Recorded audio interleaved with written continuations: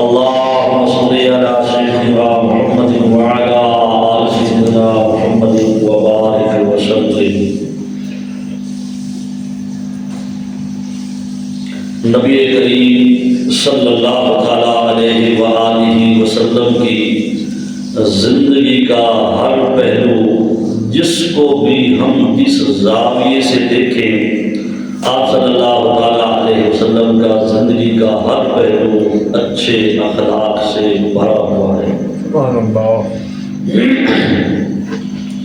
یہ الگ بات ہے کہ ہم نے اخلاق کا مفہوم یہ سمجھ لیا مشکرا دینا،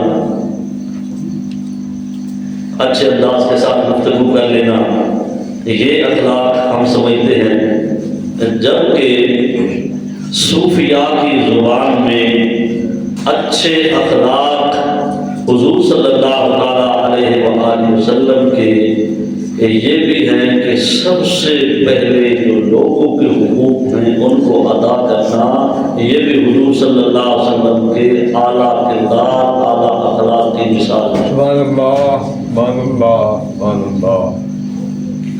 آپ صلی اللہ علیہ وسلم کی زندگی کے ہر پہلو پر نظر دوڑائیں تو آپ کو ہر پہلو اخلاق سے بھرا ہوا نظر آئے گا۔ آپ صلی اللہ علیہ وسلم کی اخلاق کا ایک پہلو امانت کو ان لوگوں کے سپرد کرنا جو امانت کے اہل ہیں، یہ بھی حضور صلی اللہ علیہ وسلم کے اچھے اخلاق کی تعلیم ہے۔ سبحان اللہ۔ اور پروردگار کا حکم ہے فَإِنْ آمِنَ بَعْضُكُمْ بَعْضًا فَلْيُؤَدِّ الَّذِي اؤْتُمِنَ أَمَانَةً وَلْيَتَّقِ اللَّهَ رَبَّهُ۔ پھر اللہ فرماتا ہے اگر تمہارے بات پر اعتماد کریں تو ان کو چاہیے کہ وہ اس پر پورے اتریں۔ کیا مطلب؟ وہ امانت کو ادا کریں اور ڈرے اس رب سے جو ان کا پروردگار ہے۔ پروردگار سے ڈرتے ہوئے امانت کو امانت داروں کے سپرد کرنا، یہ حضور صلی اللہ علیہ وسلم کے اچھے اخلاق کی بہت عمدہ اور پیاری مثال ہے۔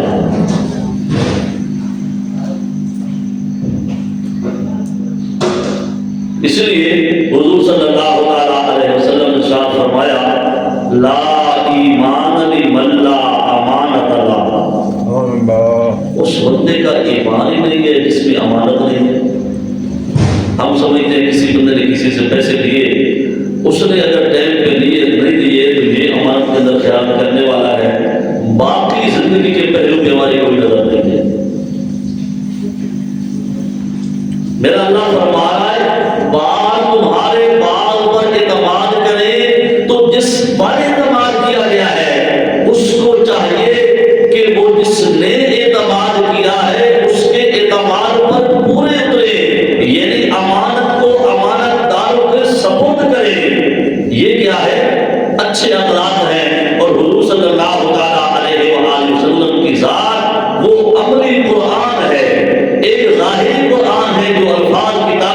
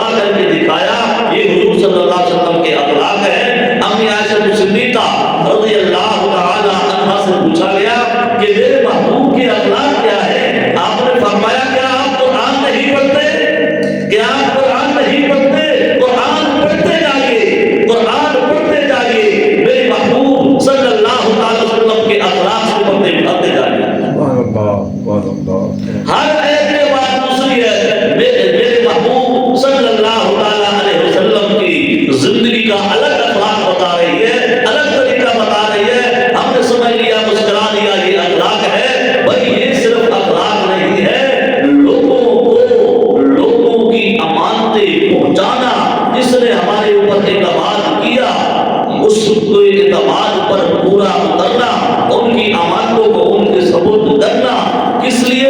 اللہ سے ڈرتے ہوئے کہ میرا اللہ مجھے دیکھ رہا ہے، میرا اللہ میرے ساتھ ہے۔ جس بندے کے ذہن میں یہ بات آ جائے، وہ خلوت میں ہو یا جلوت میں ہو، وہ گناہوں سے بچ جاتا ہے، کیونکہ میرا اللہ دیکھ رہا ہے، میرا اللہ دیکھ رہا ہے۔ جس بندے کو یہ چیز نصیب ہو گئی کہ میرا اللہ دیکھ رہا ہے، وہ ہر وقت خوف خدا میں رہتا ہے، گناہ کا موقع ملنے کے باوجود وہ گناہ پر جرأت نہیں کرتا، بلکہ اس کا جسم تھر تھرا جاتا ہے، آئے میرا پروردگار بھی دیکھ رہا ہے اور میں گناہ بھی کر رہا ہوں، کتنی بڑی بے حیائی کی بات ہے، لہذا وہ بندہ گناہوں سے بچ جاتا ہے۔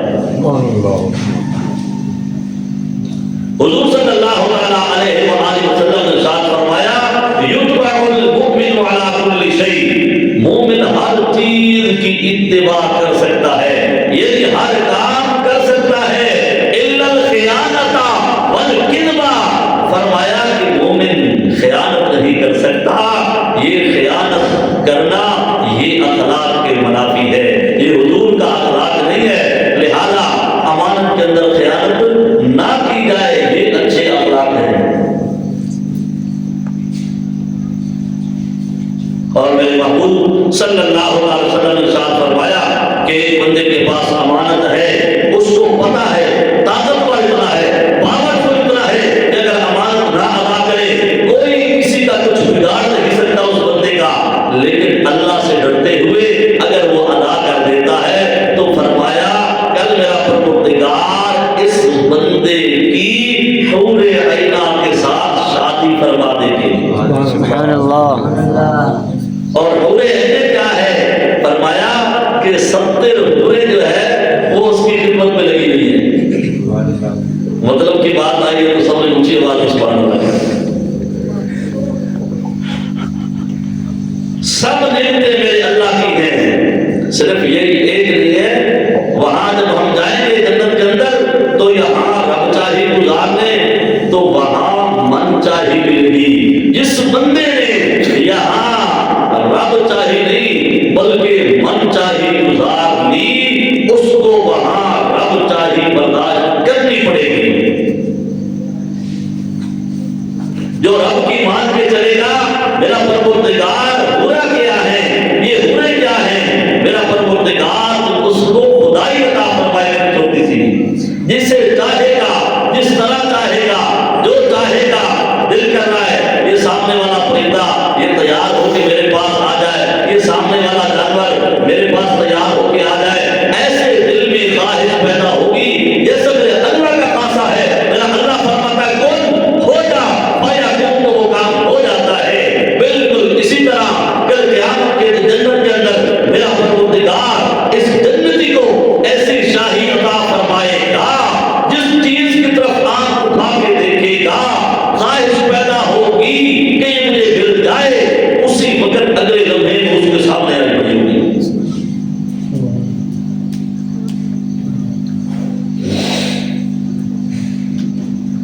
بلکہ میرے محبوب صلی اللہ علیہ وسلم نے ارشاد فرمایا پیسہ کسی کا ہے، پیسہ کسی کا ہے۔ ایک بندہ وہ مینیجر بنا ہوا ہے، پیسے اس کے پاس ہوتے ہیں، ہے کسی اور کا پیسہ، لیکن یہ امانت داری کے ساتھ پیسے تقسیم کرتا ہے، پیسے ادا کرتا ہے، تو میرے محبوب صلی اللہ علیہ وسلم نے ارشاد فرمایا ہر روپے کے بدلے میں اس بندے کو صدقہ کرنے کا ثواب ملتا ہے۔ یہ کتنا اچھا ہے، کتنا مددگار ہے، دیکھ لیجیے میرا اللہ میں معاف کرنا چاہتا ہے، بخشش کرنا چاہتا ہے، تو کتنی آسان بات، پیسہ کسی اور کا ہے، ہم مینیجر ہیں، صرف ہمیں دیا ہے تاکہ تم عدالت کے ساتھ انصاف کے ساتھ اس کو تقسیم کرو۔ ارے یہی تو میرا اللہ چاہتا ہے، ہر چیز تمہیں محنت دی ہے، تم انصاف کے ساتھ ادا کرو، انصاف کے ساتھ لوگوں تک پہنچاؤ، تو فرمایا میں تم سے راضی ہو جاؤں گا۔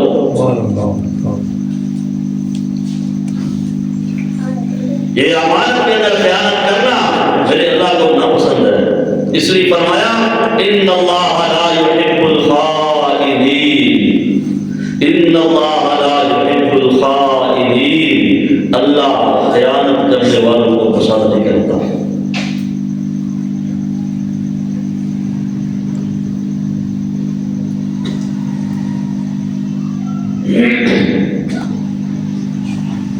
یہ آج کی بات نہیں کہ اللہ آج کے لوگوں کو خیانت کرنے والوں کو پسند نہیں کرتا۔ میرے محبوب کے زمانے میں ایک مسلمان نے مال غنیمت میں سے کچھ حصہ رکھ لیا اور جہاد میں تھے، ان کو زخم بھی لگا، زخم کی داغ نہ لا کر وہ اس دنیا سے ان کی روح برباد کر گئی، لیکن میرے محبوب صلی اللہ علیہ وسلم نے اس بندے کا جنازہ نہیں پڑھایا۔ جس بندے نے مال غنیمت میں ذرا سی خیانت کی، بھلا وہ میرے محبوب اس کو جنازہ نہیں پڑھا رہے، تو مجھے یہ بتائیں کہ صراحتاً اگر کسی اور کا حق ہو، کسی اور کا مال ہو، ہم اس کو پسند کریں، اس کے اندر خیانت کریں، تو بتائیں میرے پروردگار کی بات کیسے پسند ہوگی؟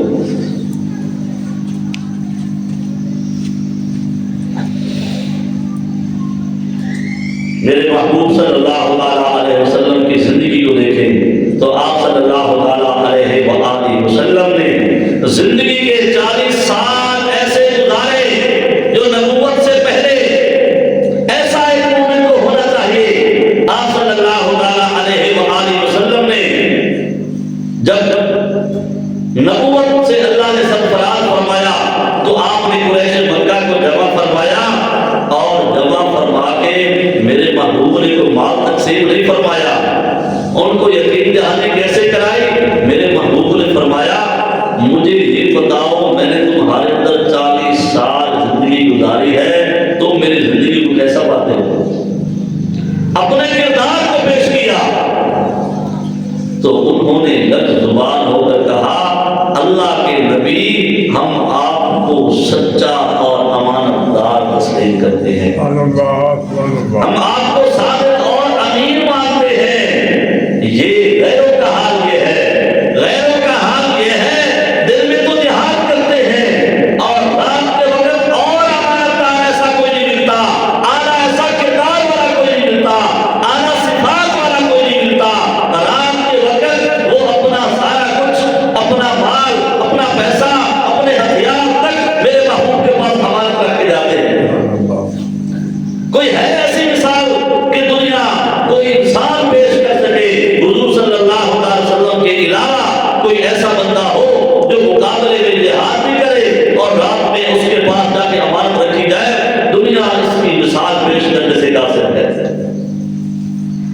کہ وہ میدان کارزار تھا، وہ اور بات تھی، لیکن یہ بندہ مجھے اللہ کا نبی سمجھ کے آیا ہے، صادق اور امین سمجھ کے آیا ہے، لہذا میرے محبوب صلی اللہ علیہ وسلم اس کے مال کو محفوظ رکھتے اور بے عین ہی اس کو واپس لوٹا دیتے۔ یہی وجہ ہے کہ آپ صلی اللہ علیہ وسلم جب ہجرت فرمانے لگے تو چاہتے تو مال لے کے جا سکتے تھے کہ یہ کافروں کا مال ہے، آج تو ہم اپنوں کا نہیں چھوڑتے۔ میرے محبوب صلی اللہ علیہ وسلم نے سب کی امانتیں، یعنی دیکھ لیں یہ مثال، یہ سامنے ہے حضور کی زندگی کی۔ آپ ہجرت فرما رہے ہیں، ادھر قریش مکہ آپ کے گھر کا گھیرا ڈالا ہوا ہے، مارنے کے لیے تیار ہے، امانتیں حضور کے گھر میں ہیں۔ کتنے اچھے کردار کی، کتنے اچھے اخلاق کی اعلیٰ مثال ہے۔ لہذا حضور صلی اللہ علیہ وسلم نے بھی ان کے اس اعتماد کو ٹھیس نہیں پہنچائی۔ وَإِنْ أَمِنَ بَعْضُكُمْ بَعْضًا فَلْيُؤَدِّ الَّذِي اؤْتُمِنَ أَمَانَةً۔ اللہ کے نبی علیہ السلام ساری کی ساری امانتیں حضرت علی شیر خدا رضی اللہ تعالی عنہ کے سپرد کر کے گئے کہ میں تو جا رہا ہوں، یہ جس کی امانت ہے اس بندے تک یہ امانت پہنچا دیا جائے۔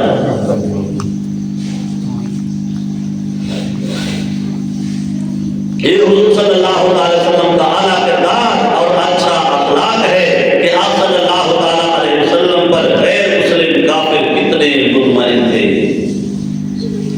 آج ہم سے اپنے محفوظ نہیں ہیں، اپنے محفوظ نہیں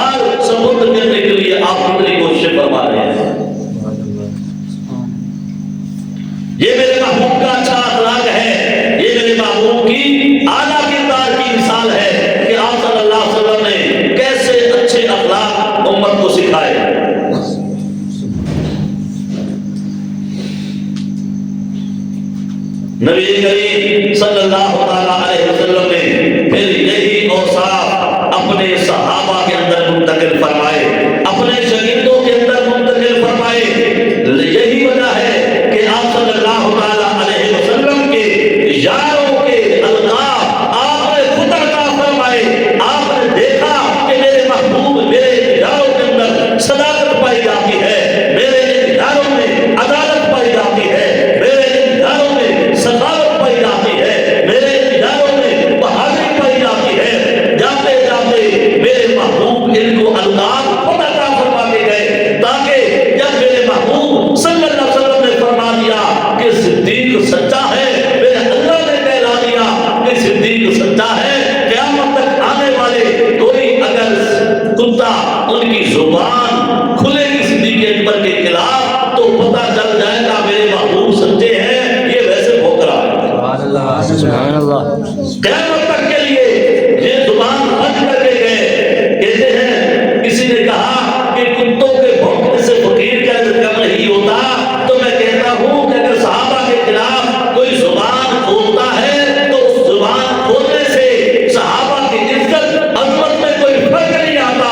کہ اس کائنات کے اعظم انسان نے، اس کائنات کے محبوب آدم نے میرے محبوب صلی اللہ علیہ وسلم نے جب ان کو اپنی زبان سے صدیق فرما دیا، ان کی زبان جیسی کسی کی زبان نہیں، ان کے کردار جیسا کسی کا کردار نہیں۔ ایسا انسان اللہ نے نہ پہلے پیدا فرمایا نہ میرے محبوب کے بعد پیدا ہوگا۔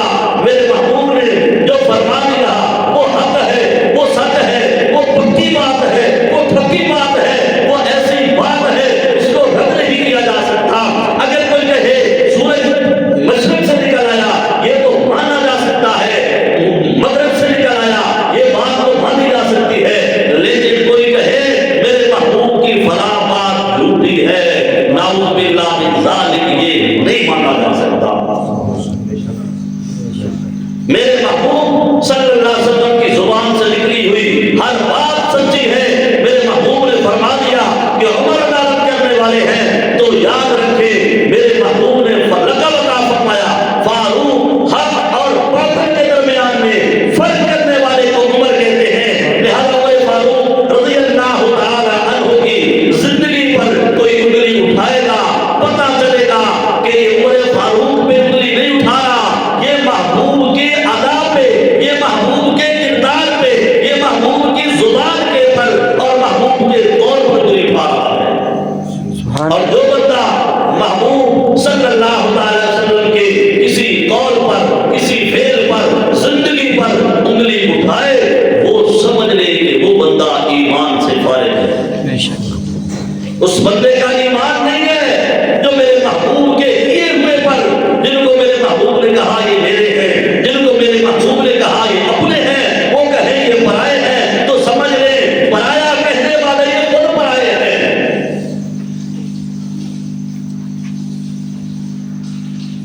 جن کو میرے محبوب صلی اللہ علیہ وسلم اپنی بیٹیاں عطا فرمائے وہ بھی بلا غلط ہو سکتے ہیں، جن کے آپ استخارے کراتے پھرتے ہیں۔ آج کوئی رشتے کرتا ہے یہ استخارہ کر دے کہ فلاں جگہ صحیح ہے کہ نہیں صحیح ہے، کیا اللہ کے نبی نے ایسے ہی رشتے کر دیے؟ ایسے رشتے نہیں کیے، بلکہ جو بھی کیا اللہ کی مرضی سے کیا۔ اگر میرے محبوب نے عثمان کو ایک بیٹی دی تو اللہ کی مرضی سے، دوسری بیٹی دی تو اللہ کی مرضی سے، اگر وہ دنیا سے چلی گئی یہ بھی اللہ کی مرضی سے کہا کہ اگر میری 40 بیٹیاں ہوتی تو میں ایک ایک کر کے ایسے داماد پہ قربان جاؤں جو اتنا سخی اتنا اچھا داماد مجھے ملا، میں ایک ایک کر کے عثمان پہ قربان کرتا جاتا۔ سبحان اللہ۔ سبحان اللہ، سبحان اللہ۔ میرے محبوب صلی اللہ علیہ وسلم نے جن کو سیدہ فاطمہ الزہرا رضی اللہ تعالی عنہا عطا فرمائی اللہ کی مرضی سے، بھلا ان کی زندگی پر کوئی انگلی اٹھائی جا سکتی ہے؟ ان کے کردار پر انگلی اٹھائی جا سکتی ہے؟ جو بندہ سیدنا علی شیر خدا رضی اللہ تعالی عنہ کی زندگی پہ انگلی اٹھاتا ہے وہ گویا ایک بات پہ انگلی نہیں اٹھاتا، وہ سمجھ جائے وہ سیدنا عمر فاروق رضی اللہ تعالی عنہ سے عداوت نہیں بلکہ میرے محبوب سے عداوت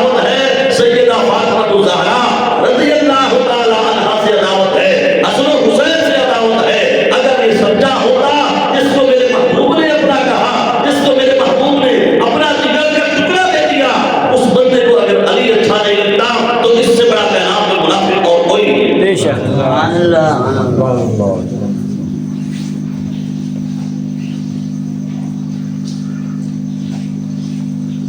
تو میں عرض کر رہا تھا جو میرے محبوب نے فرمایا وہ حق ہے، سچ ہے، پکی بات ہے، زمین و آسمان کا نظام بدل سکتا ہے، پر میرے محبوب صلی اللہ علیہ وسلم کی زبان سے نکلے ہوئے الفاظ بدل نہیں سکتے، وہ سچے ہیں، پکے ہیں۔ صحابہ کے بارے میں میرے محبوب صلی اللہ علیہ وسلم نے فرما دیا کہ یہ میرے پیارے ہیں، یہ جنتی ہیں، وہ جنتی ہیں جو جنتیوں کو جنت کی طرف راستہ جاتا ہے تو اس راستے پہ جو کتے بھونکتے ہیں وہ جنت جانے والے نہیں ہیں، وہ جہنم جانے والے ہیں۔ سبحان اللہ وہ تو جنت کے راستے پر چلے۔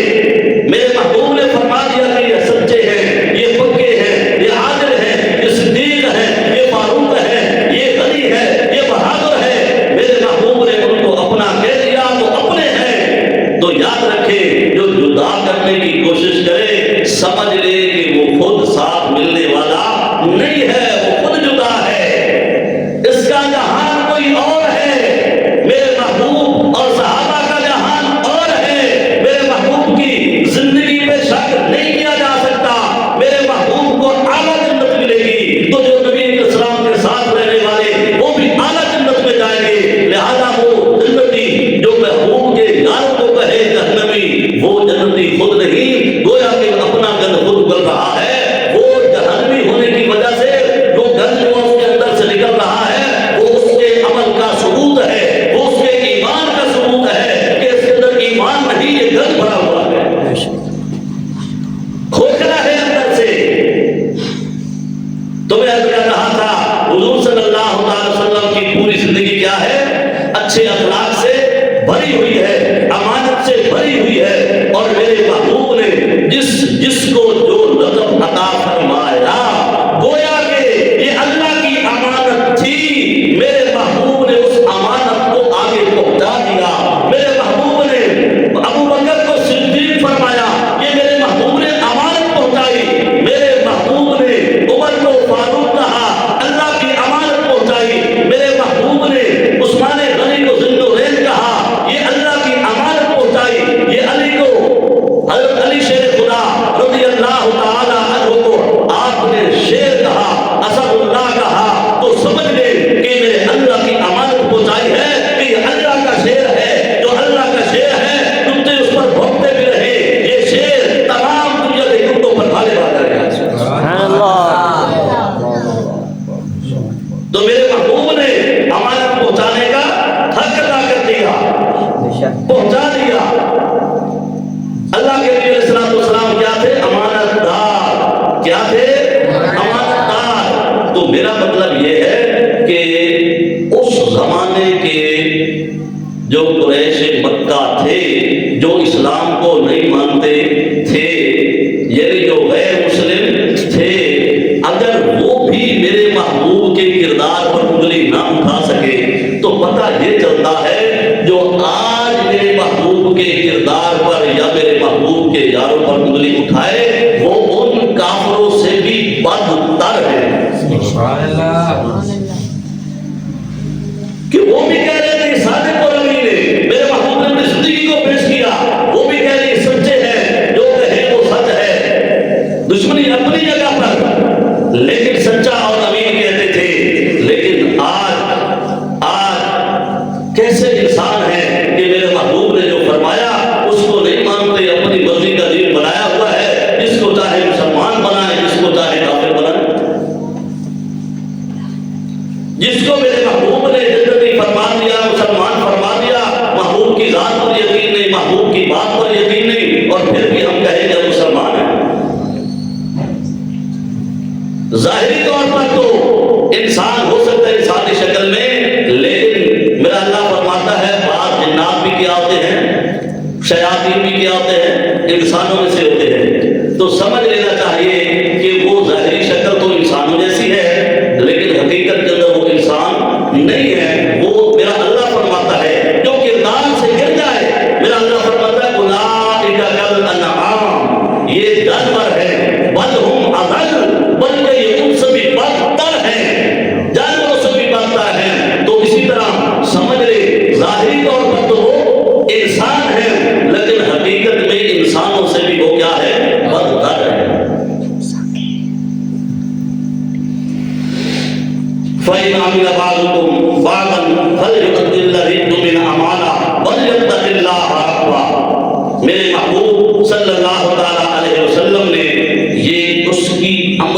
تصویر تھے، میرے محبوب نے قرآن مجید کی آیت مبارکہ پر عمل کر کے دکھا دیا۔ ہر عیب وہ میرے محبوب کے عمل پر گواہی دے رہی ہے۔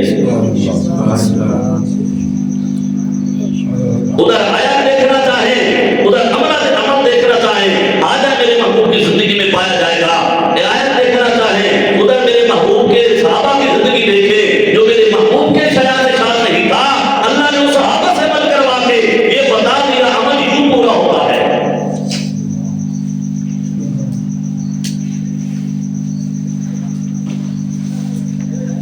تو اس کے اندر خیانت نہیں کی جا سکتی۔ فرمایا ان اللہ لا یحب الخائنین، اللہ خیانت کرنے والوں کو پسند نہیں فرماتے۔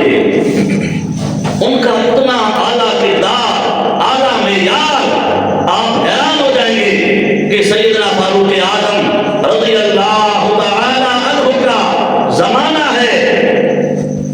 سیدنا علی شیر خدا رضی اللہ تعالی عنہ تشریف لائے، چراغ چل رہا تھا، کوئی لائٹیں اس طرح کی نہیں تھی، بلکہ وہ لالٹین چل رہی تھی جس کے اندر تیل ڈالا جاتا اور روشنی ہوتی۔ لہذا فاروق اعظم کے بعد جب سیدنا علی شیر خدا رضی اللہ تعالی عنہ تشریف لائے، کام کر رہے تھے، کیونکہ خلیفہ تھے، لین دین کام سارے وہ کام کر رہے ہیں۔ حضرت علی تشریف لائے، بیٹھ گئے، حال احوال کیا، پوچھا علی بھائی کیسے آنا ہوا؟ کہا کہ کام سے آیا ہوں۔ کہا علی بھائی اپنا کام ہے، سرکاری کام ہے۔ قربان جاؤں ان کے کردار پر، قربان جاؤں ان کی عدالت پر، قربان جاؤں انہوں نے کیسے امانت کو ادا کر دیا، میرے محبوب سے لی ہوئی امانت کو کیسے آگے پہنچایا۔ کہا کہ اپنا کام ہے، فوری طور پر رستے بند کر دیے، لکھت پڑھت کا کام بند کر دیا، چراغ بجھا دیا۔ تو حضرت علی شیر خدا رضی اللہ تعالیٰ فرمانے لگے عمر بھائی یہ کیا بات ہو گئی؟ میں آیا، مہمان کے آنے پہ چراغ جلایا کرتے ہیں، چراغ بجھایا تو نہیں کرتے۔ کہا کب جلایا کرتے ہیں جب تیل اپنا ہو، تب چراغ جلایا کرتے ہیں جب تیل اپنا ہو۔ علی بات تیری میری اپنی ہے، یہ تیل سرکاری ہے، یہ میرا تیرا نہیں ہے، یہ عوام کے پیسے ہیں۔ لہذا عمر اور علی کو زیب نہیں دیتا، باتیں تو اپنے گھر کی کریں، باتیں تو اپنے مصلحت کی کریں، باتیں تو اپنی ذاتی کریں، اور تیل وہ سرکاری جل رہا ہو، اگر ہم نے آج تیل جلا لیا یہ ریت پڑ جائے گی کہ عمر اور علی وہ بات کرتے رہے اور تیل سرکاری جلا رہے تھے۔ مجھے یہ بتائیں جو سرکاری تیل کا ذرہ جلانا اپنے مقصد کے لیے گوارا نہیں کرتے، وہ عمر کسی کا حق مارنا گوارا کرتے ہیں؟ آپ سوچ سکتے ہیں باریک بینی کے ساتھ اور آگے آ گئے۔ ایک مرتبہ خوشبو تقسیم کرنی تھی تو حضرت عمر فاروق رضی اللہ تعالی عنہ کی اہلیہ کہنے لگی یہ میں تقسیم کر دوں؟ فرمایا نہیں۔ بیوی کہنے لگی میرے پر اعتماد نہیں ہے۔ کہا اعتماد تو ہے لیکن آپ تقسیم نہیں کر سکتی۔ کہا وجہ کیا ہے؟ سیدنا فاروق اعظم نے فرمایا کہ میں کون ہوں؟ مسلمانوں کا خلیفہ ہوں، اور میں نہیں چاہتا کہ جب آپ خوشبو تقسیم کرے گی ذرہ ذرہ آپ کے ہاتھ میں لگے گا۔ عمر اتنا بھی گوارا نہیں کرتا کہ میرے اہل خانہ اتنی امانت کے اندر خیانت ہو جائے، اتنا ذرہ بھی یہ سرکاری ہو اور ذاتی طور پر استعمال کر لے۔ عمر کو ذرہ خوشبو کا اپنی بیوی کے ہاتھ میں لگنا گوارا نہیں کرتا۔ وہ عمر کیا کسی کا حق کھا سکتا ہے؟ اور آگے آ جائے، روم کے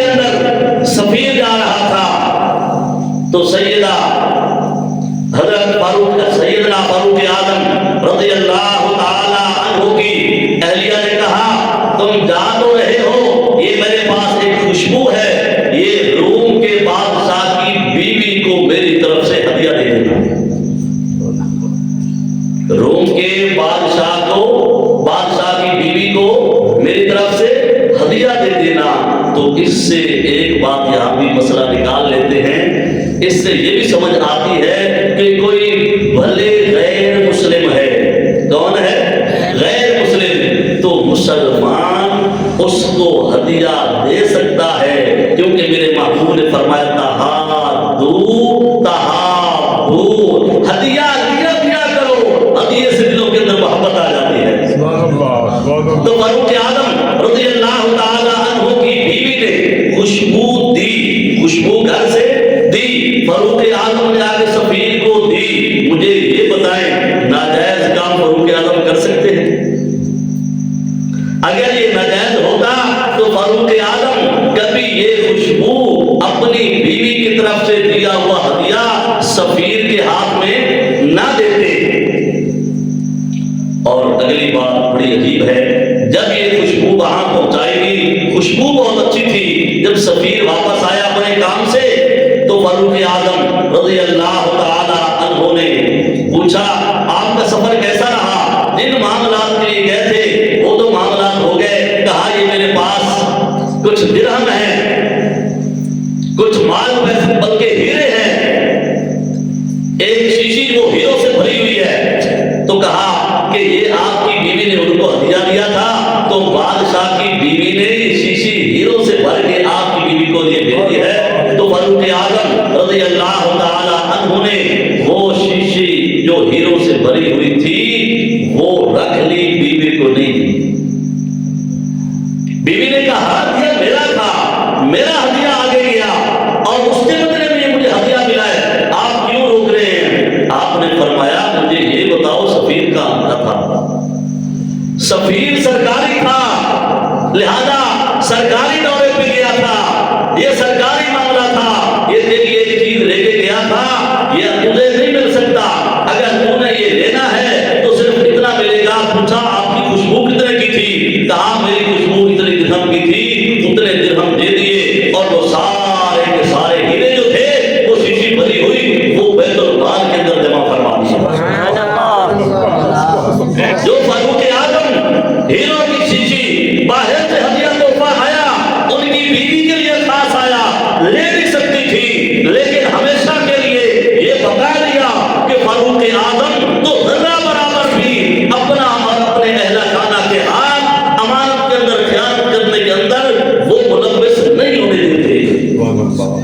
اس فاروق کے بارے میں کیا سوچا جا سکتا ہے کہ فاروق اعظم وہ کسی کا مال دبا سکتے ہیں، وہ کسی کا حق دبا سکتے ہیں، وہ کسی کو نہ حق قتل کر سکتے ہیں، وہ کسی کو نہ حق دھکا دے سکتے ہیں، وہ کسی کے ساتھ ظلم کر سکتے ہیں؟ ایسا ہرگز نہیں ہوتا۔ یہ چھوٹی چھوٹی باتیں ہمیں بتاتی ہیں کہ فاروق تھا اس لیے کہ وہ حق اور باطل کے اندر فرق کرنے والا تھا۔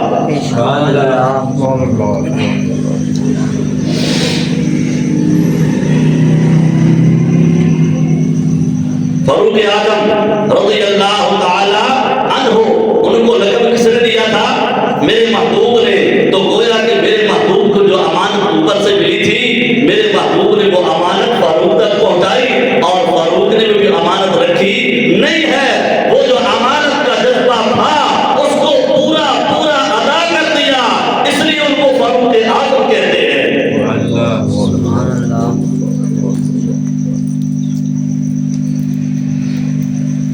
عمر بن عبدالعزیز رحمۃ اللہ علیہ، عمر بن عبدالعزیز رحمۃ اللہ علیہ کی شادی ہوئی، لیکن جو بیوی تھی وہ بیٹی کس کی تھی؟ وہ بادشاہ کی بیٹی تھی۔ وہ کس کی بیٹی تھی؟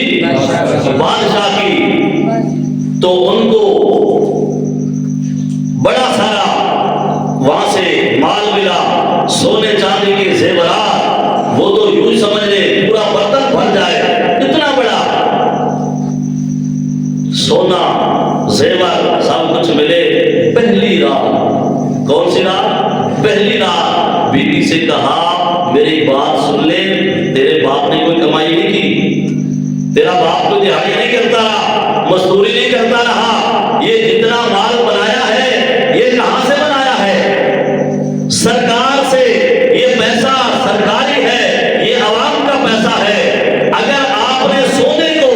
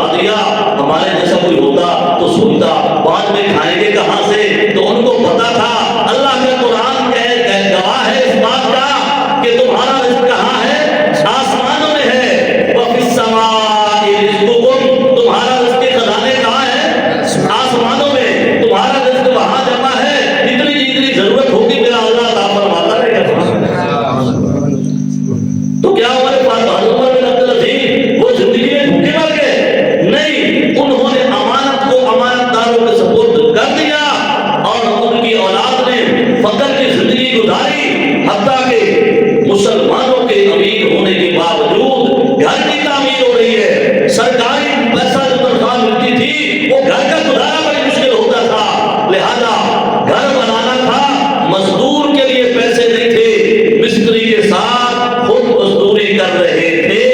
ان کے گھر میں ایک عورت آئی تو وہ اپنی بیوی کام بھی کرتے تھے، اپنے اہل خانہ کو بھی دیکھ رہے تھے، وہ عورت بیٹھی رہی، جاتے جاتے کہہ گئی بہن میں آپ کو نصیحت کر کے جاتی ہوں، نصیحت کر کے جاتی ہوں کہ ہر گھر کے اندر آنے جانے والا بندہ اچھا نہیں ہوتا، یہ جو مزدور آپ کے گھر میں کام کر رہا ہے یہ آپ کے حق میں بہتر نہیں ہے، اس کو یہاں سے نکال دو۔ انہوں نے اس عورت کو پکڑا اور بٹھا دیا، کہا بہن اس کے بارے میں بات کر رہے ہیں، کہا جو یہ مزدور اینٹیں اٹھا کے دے رہا ہے یہ آپ کے حق میں بہتر نہیں ہے، اس کی نظریں بار بار آپ کی طرف اٹھ رہی ہیں، کہا بہن بیٹھ جا، سن لے، یہ مزدور نہیں، دنیا اسی کو عمر بن عبدالعزیز کہتی ہے۔